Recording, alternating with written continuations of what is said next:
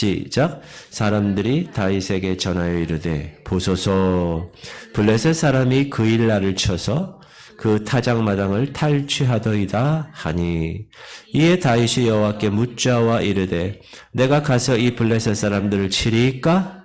여호와께서 다윗에게 이르시되 가서 블레셋 사람들을 치고 그 일날을 구원하라 하시니 다윗의 사람들이 그에게 이르되 보소서 우리가 유다에 있기도 두렵거든 하물며 그 일라에 가서 블레셋 사람들의 군대를 치는 일이리까 한지라. 다윗이 여호와께 다시 묻자온데 여호와께서 대답하여 이르시되 일어나 그 일라로 내려가라. 내가 블레셋 사람들을 네 손에 넘기리라 하신지라. 다윗과 그의 사람들이 그 일라로 가서 블레셋 사람들과 싸워 그들을 크게 쳐서 죽이고 그들의 가축을 끌어오니라. 다윗이 이와 같이 그 일라 주민을 구원하니라. 아히멜렉의 아들 아비아달이 그 일라 다윗에게로 도망할 때에 손에 에봇을 가지고 내려왔더라. 다윗이 그 일라에 온 것을 어떤 사람이 사울에게 알림해 사울이 이르되 하나님이 그를 내 손에 넘기셨도다. 그가 문과 문 빗장이 있는 성읍에 들어갔으니 갇혔도다. 사울이 모든 백성을 군사로 불러 모으고 그 일라로 내려가서 다윗과 그의 사람들을 애워싸려 하더니 다윗은 사울이 자기를 해하려 하는 음모를 알고 제사장 아비아달에게 이르되 에봇을 이리로 가져오라 하고 다윗이 이르되 이스라엘 하나님 여호와여 사울이 나 때문에 이 성읍을 멸하려고 그 일라로 내려오기를 꾀한다 함을 주의 종이 분명히 들었나이다. 그 일라 사람들이 나를 그의 손에 넘기겠나이까? 주의 종이 들은 대로 사울이 내려오겠나이까? 이스라엘 하나님 여호와여 원하건대 주의 종에게 일러 주옵소서 하니 여호와께서 이르시되 그가 내려오리라 하신지라. 다윗이 이르되 그 일라 사람들이 나와 내 사람들을 사울의 손에 넘기겠나이까? 하니 여호와께서 이르시되 그들이 너를 넘기리라 하신지라. 다윗과 그의 사람 600명가량이 일어나 그 일라를 떠나서 갈 수 있는 곳으로 갔더니 다윗이 그 일라에서 피한 것을 어떤 사람이 사울에게 말하며 사울이 가기를 그치니라. 다윗이 광야의 요새에도 있었고 또 광야 산골에도 머물렀으므로 사울이 매일 찾되 하나님이 그의 손에 넘기지 아니하시니라. 아멘. 할렐루야. 예전에 한 10년도 넘은 것 같은데 1200만 관객을 돌파한 영화가 있습니다. 광해 왕이 된 남자라는 영화가 있습니다. 이 영화 보신 분도 계시겠지만 특히 코믹하면서도 잔잔한 감동이 있었던 영화였습니다. 특히 배우 이병헌 씨의 연기가 왕 연기도 하고 왕의 대역 연기도 하는데 그 연기가 돋보이는 영화였습니다. 이 영화는 광해군 8년에 독살의 위기에 놓인 광해를 대신해서 외모가 광해와 똑같은 천민 하선이라는 사람, 그 사람이 왕의 대역을 하면서 벌어지는 이야기입니다. 실제로 조선 왕조실록지에 광해군의 15일간의 행적이 없다라는 구절이 있는데 이를 영화적 상상력으로 감독이 만들어낸 이야기입니다. 천민 하선이란 사람은 기방을 출입하고 만담을 늘어놓던 인물입니다. 그런데 왕하고 얼굴이 너무나 똑같은 거, 외모가. 그래서 광해가 독살의 위기에서 회복되는 동안 도승지라는 중간에 있는 사람이 이 하선이라는 천민을 알아본 거예요. 왕하고 너무 똑같은데? 그래서 이 도승지가 이 하선이라는 사람에게 시킵니다. 돈 20냥 줄 테니까 왕의 대역을 해라.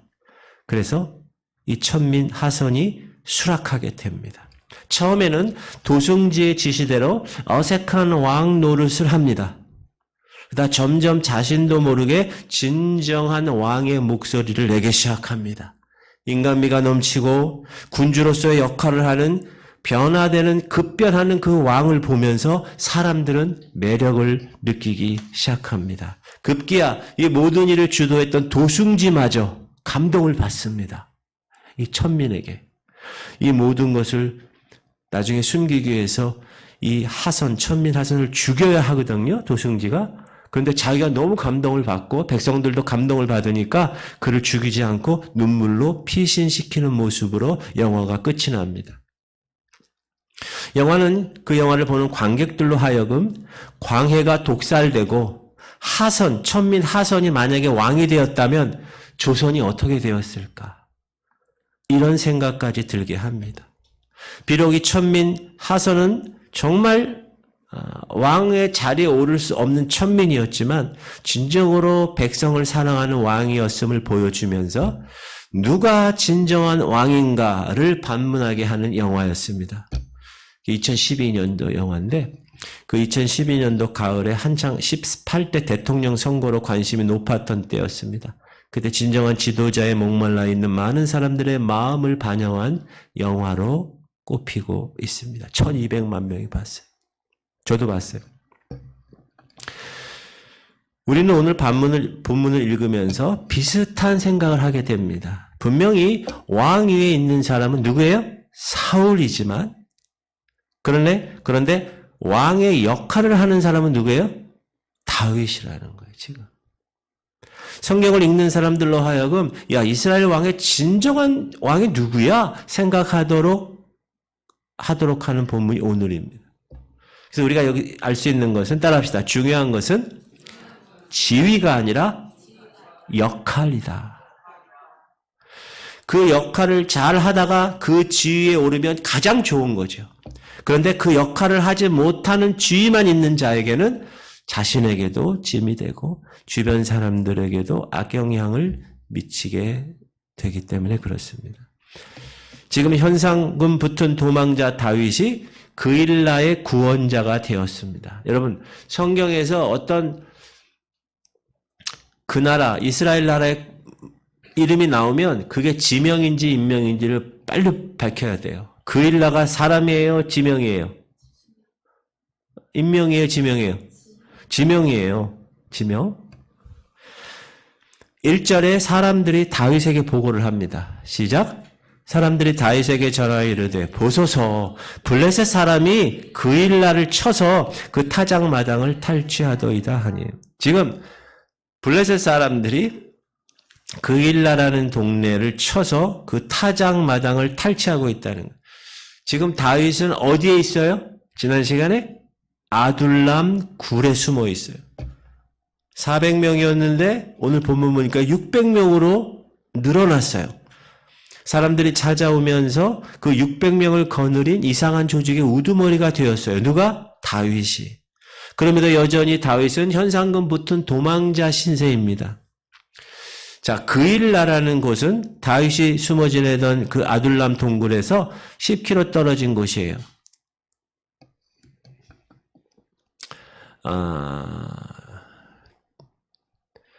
자, 보이세요? 좀 크게 해주세요. 아둘람 동굴에 지금 있어요.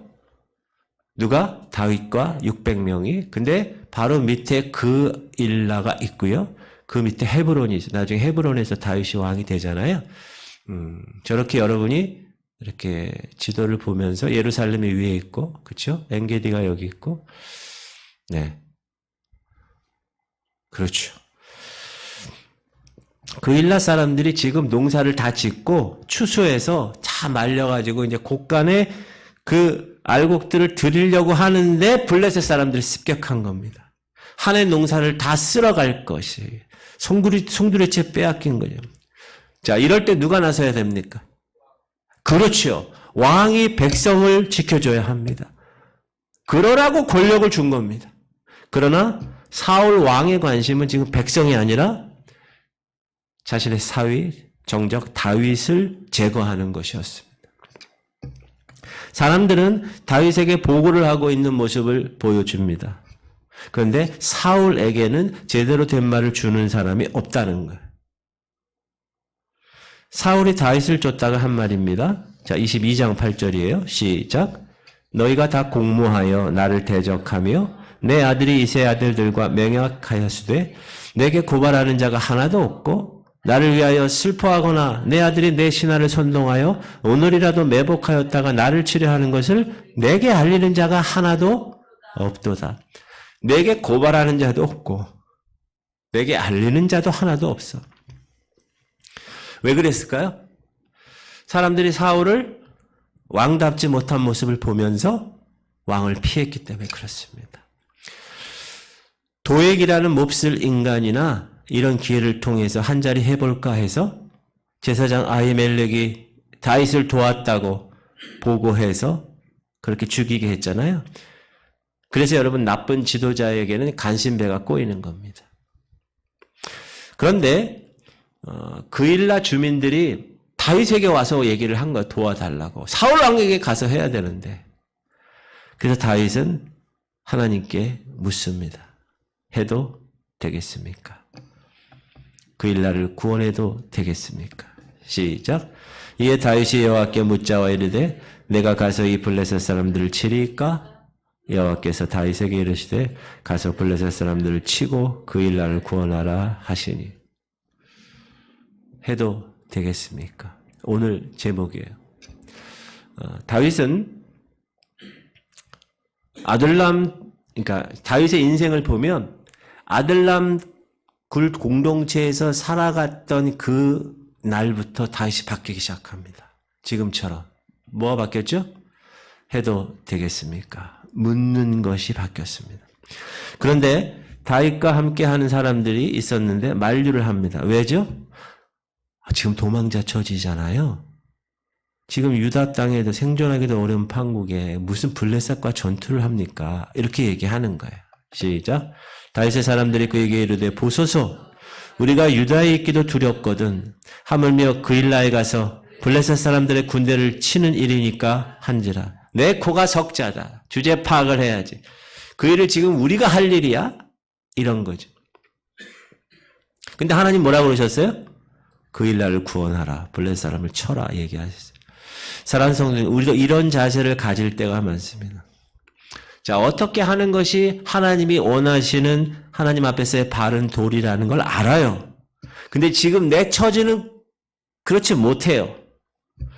그래서 사람들이 보통 어떻게 하느냐? 내 문제 먼저 해결하고 남을 돕겠다고 생각합니다. 근데 여러분, 그렇게 하면 평생 그렇게 살 수밖에 없습니다.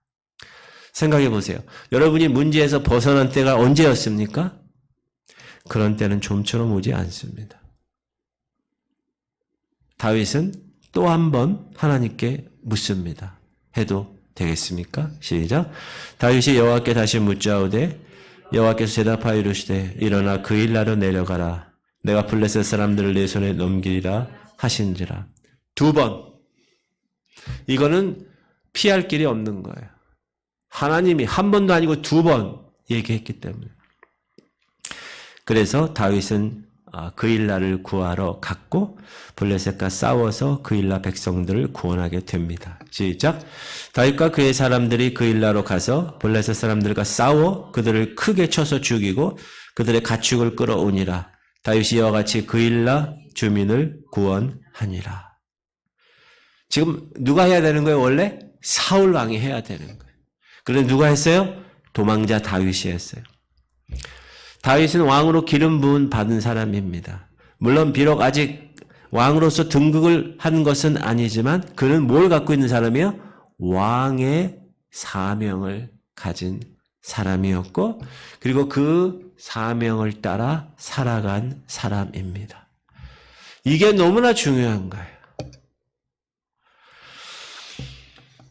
사랑하는 지구촌 성도님들, 여러분은 나 자신을 누구라고 생각하십니까? Who am I? 내가 누구지? 성경은 우리를 뭐라고 그래요? 만왕의 왕이신 하나님의 자녀라고 말하고 있습니다. 여러분 하나님의 자녀 맞아요? 너희는 택한 족속의 왕 같은 제사장이라고 했습니다. 하나님 우리를 의롭다고 하셨습니다. 광해 왕이 된 남자 그 영화에서 원래 하선은 천민이었습니다. 그런데 그는 임시였지만 왕이 되자 천민인 그는 왕의 신분에 합당한 역할을 했습니다. 사랑하는 성도님들, 우리의 과거의 신분은 죄인이었습니다. 그러나 지금은 의롭게 되었고 왕 같은 제사장이 되었습니다. 하나님의 자녀가 되었습니다. 더욱이 우리의 신분은 임시가 아닙니다. 영원한 신분입니다. 과거가 중요한 것이 아닙니다. 지금 내가 누구인가, 그리고 그 신분에 합당한 행동을 내가 하고 있는가, 그게 중요합니다. 그렇다고 지금의 내 처지와 상황에 얽매여 있는 것이 아니라 나를 불러주신 하나님의 신분에 거기에 걸맞게, 거기에 합당하게 행동하시는 지구촌 성도님들이 되시기를 축복합니다. 그걸 잊어버리면 안 돼요. 교회에서만 아니요. 세상에 나가서도 그걸 꼭 잊어버리면 난 하나님의 자녀야. 나는 의롭게 된 존재야. 난 죄에 대하여 죽고 의에 대하여 산 존재야. 나는 부활할 거야. 나는 저 하늘에 하나님의 그 놀라운 은혜로 공중에서 신혼 혼인잔치에 참여할 거야. 이런 믿음을 계속 가지셔야 돼요. 그렇게 갖는 사람은 거기에 합당한 삶을 사는 거예요. 그런 삶을 사시기를 축복합니다.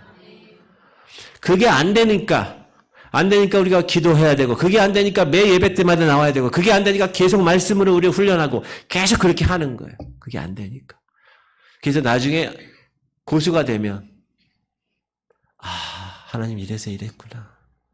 그걸 알게 되는 거예요. 그런 주인공들 되시기를 축복합니다. 여러분 신분이 뭐예요?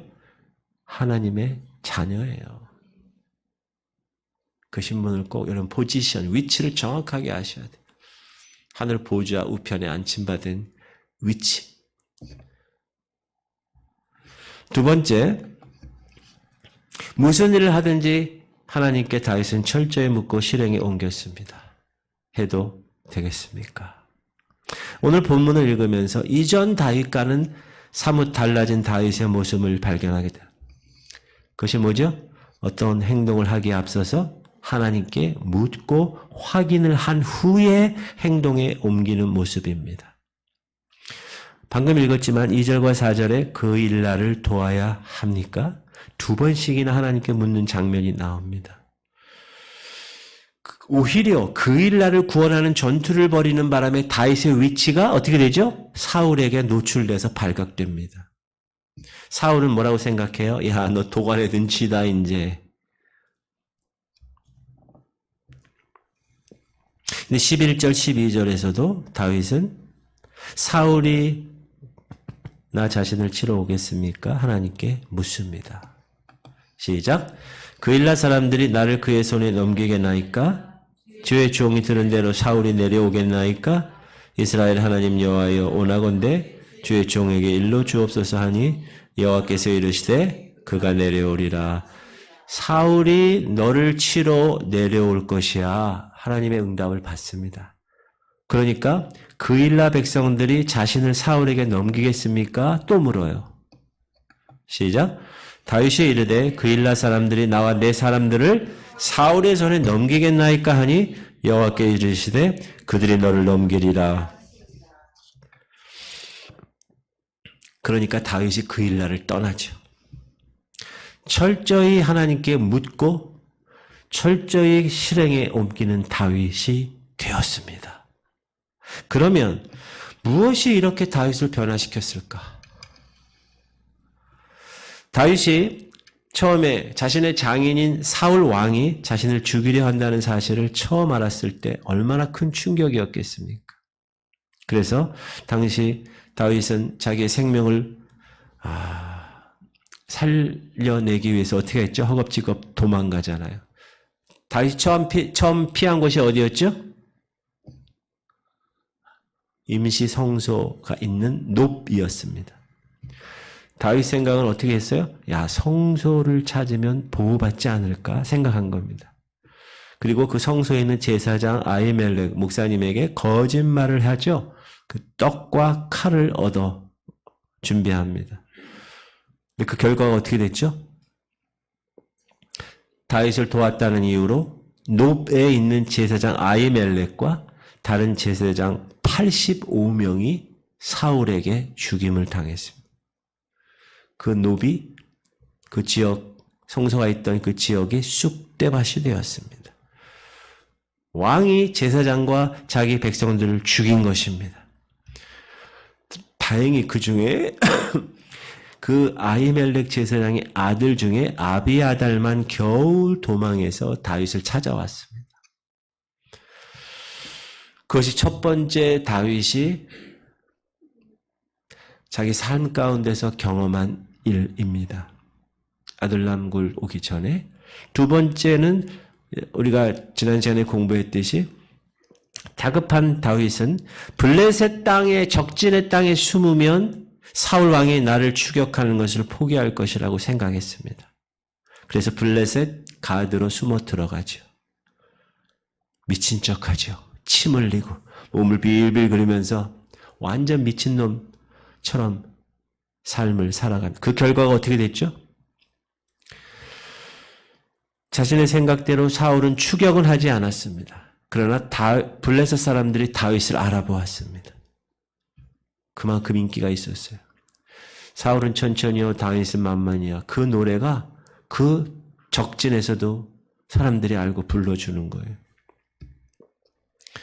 다윗은 적군의 손에 죽임을 당하는 고비를 어떻게 했다고요? 미친 척해서 겨우 죽음을 모면합니다. 야, 이렇게까지 해서 이렇게 미친 척 해가지고 내가 목숨을 구걸해야 되는가? 수치를 당한 것입니다. 다윗에게 있어서 이 두 번의 경험은 자신의 생각과 판단이 얼마나 제한적이고 얼마나 어리석는 것인가를 알게 한 경험이었습니다. 자기 자신은 나름대로 어떻게 했어요? 최선이라고 생각하고 행동했는데 수많은 제사장을 죽음으로 몰아갔고 자신을 수치의 상황으로 몰아가더라는 겁니다. 물론 제사장들의 죽음이 꼭 다윗의 탓은 아니지만 당시 다윗은 사울의 사위이자 이스라엘의 군대 장관이었기 때문에 제사장 아히멜렉이 다윗을 도운 것은 당연한 것이었습니다. 근데 그것을 빌미로 그 85명의 제사장 목사들을 다 죽인 것은 사울의 악행이었습니다. 그럼에도 다윗은 도의적인 책임을 느낀 겁니다. 이 두 번의 부정적인 경험이 다윗을 변화시킨 것입니다. 이제부터는 내 생각과 내 지혜가 아니라 하나님만을 전적으로 의지하겠다는 결단을 하게 된 겁니다. 실패를 통해서 배우게 된 겁니다. 그런 후에 다윗이 아들람 굴의 피신에 있는 동안 누구를 만났다고요? 환난당한 자, 빚진 자, 원통한 자들이 찾아오게 됐다고 그랬죠. 그래서 그들의 이야기를 듣고 그래 마저 위로하고 이들과 함께 살면서 자신의 소명을 자각하기 시작합니다. 하나님이 다스리는 나라에는 이런 사람이 있어서는 안 된다는 거예요. 우리가 지난 시간 공부한 것처럼 아들람 굴에 피신되어 있을 때 다윗이 쓴 시편이 57편입니다. 시편 57편. 그때 뭐라고 그러지요? 시작. 하나님이여 내 마음이 확정되었고 내 마음이 확정되었으니 내가 노래하고 내가 찬송하리이다. 내 영광아 깰지어다. 비파야 수금아 깰지어다. 내가 새벽을 깨우리라. 도망자의 노래라고는 전혀 어울리지 않는 죽음의 위기 앞에서 무슨 마음을 확정했다는 거예요. 무슨 노래하고 찬송할 것이 있다는 거예요. 그는 아들람 굴에서 왜 하나님이 자신을 이렇게 도망자의 삶을 살게 하셨는지 깨달은 것입니다. 이 백성들의 아픔을 보게 한 겁니다. 무엇이 진정한 왕으로 해야 할 일인지를 그 아들람 동굴에서 알게 된 것입니다. 그래서 그는 마음이 확정되었다고 얘기하는 거예요. 이제 하나님이 원하시는 역할을 하겠다 확정한 거예요. 그러기 위해서 내가 새벽마다 일어나서 하나님 앞에서 내 자신의 역할을 다시 한번 확인하고 그 일을 감당할 수 있도록 하나님께로부터 힘을 공급받기 위해서 구하는 기도로 난 하루를 시작하겠다고 확정되고 확정되었다고 선포하며 나간 것입니다. 따라합시다. 다윗의 하나님 나라의 꿈은 실패를 통한 아들람 굴에서 시작된 것입니다. 그리고 그것은 하나님의 마음을 헤아리는 시간이었습니다. 그 뜻을 따르려는 마음이 시작된 시간이었습니다. 여러분 이런 결단과 마음이 다윗이 쓴 시편에 얼마나 많은지 몰라요.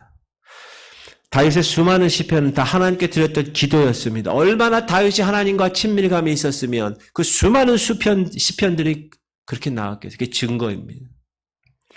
사랑하는 성도님들, 우리는 기도의 자리에 잘 가지 않습니다. 기도를 하더라도 내가 다 결정을 해놓고 하나님 도와주세요, 하나님 이렇게 해주세요 하는 기도를 하는 경우가 많습니다. 하나님은 먼저 그 나라와 그 의를 구하라, 그 뜻을 구하라고 했는데 내 뜻대로 이루어지기를 구하는 기도만 합니다. 자기 중심적인 기도하는 것. 무슨 얘기예요? 그만큼 우리는 기도를 모른다는 것. 기도를 모른다는 것은 그만큼 하나님을 모른다는 뜻도 될 것입니다. 사랑하는 성도님들, 우리도 다윗처럼 배워가야 합니다. 하나님의 능력을 알게 되면 그 하나님께 먼저 묻게 되는 것입니다. 하나님, 해도 되겠습니까?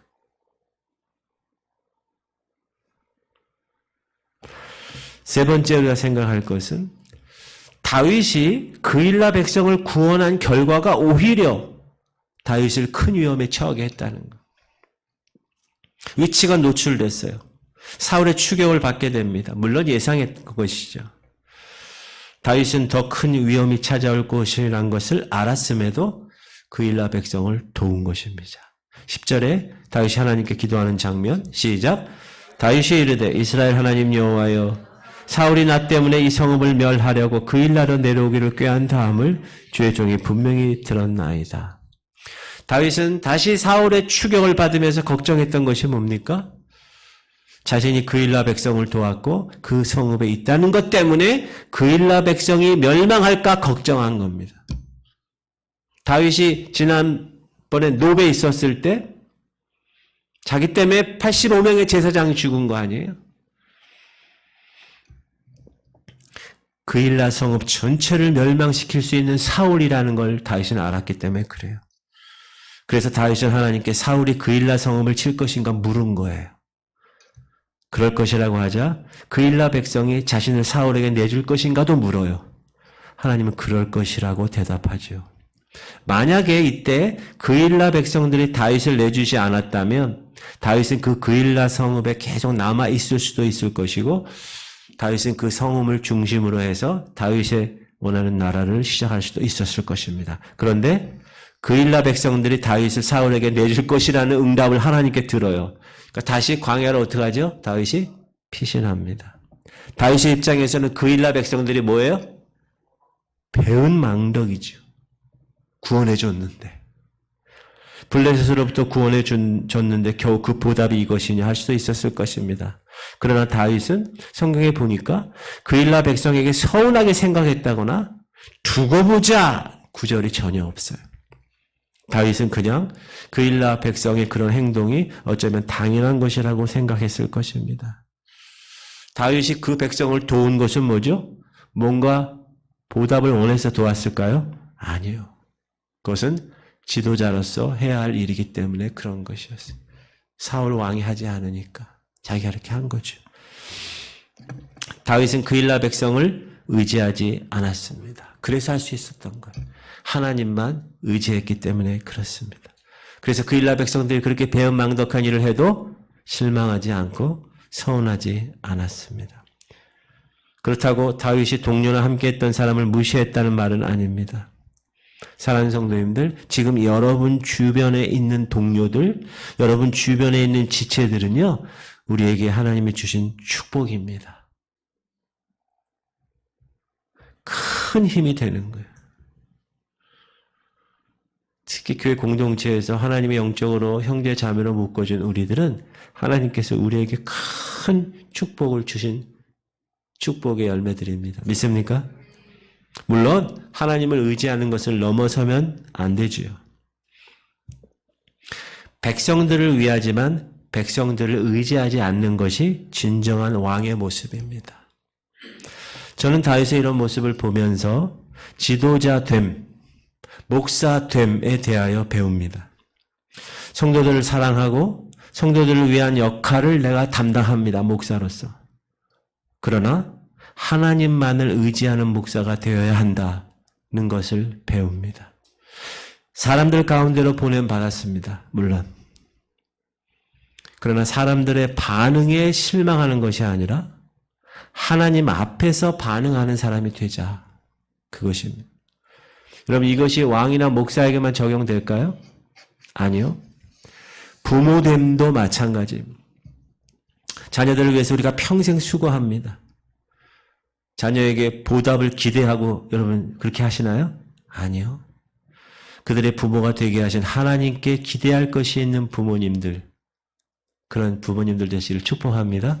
그것이 부모됨입니다. 목사됨도 그렇고요. 다윗은 그일라 백성을 도왔다가 오히려 다시 광야의 길에 들어서게 됩니다.